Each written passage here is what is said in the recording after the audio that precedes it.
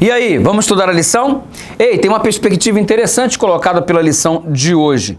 Você percebe a criação, a queda e a cruz.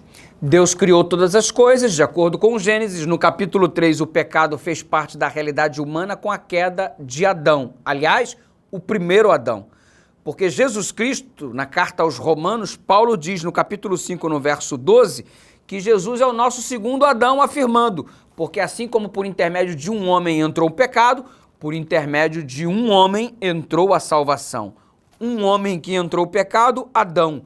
Um homem que entrou a salvação, Jesus Cristo, o segundo Adão.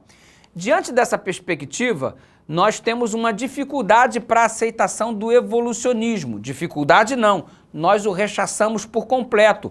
Porque para o evolucionismo, a morte do ser humano não é o resultado do pecado.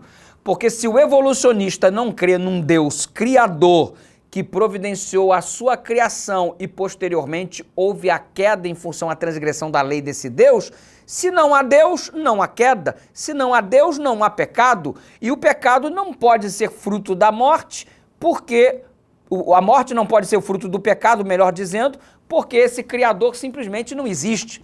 Ou seja, na perspectiva evolucionista, a morte é o resultado de uma seleção natural de um ser humano que veio no seu processo de desenvolvimento em milhões de anos e por conta de ser frágil morreu e à medida que for ficando mais forte, tende então a estar se estabelecendo por um período maior de tempo.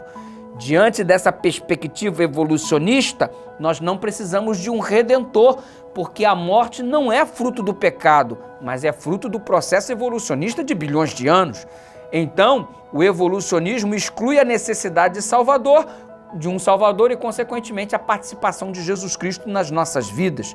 Você está disposto a acreditar nessa teoria que exclui Jesus Cristo como nosso Salvador? Aquele que já veio na terra, morreu pelos nossos pecados, ressuscitou e hoje está diante de Deus Pai Todo-Poderoso? Você tem um plano que foi dado a você por intermédio desse Jesus. Perspectiva de vida eterna e não existência mais da morte.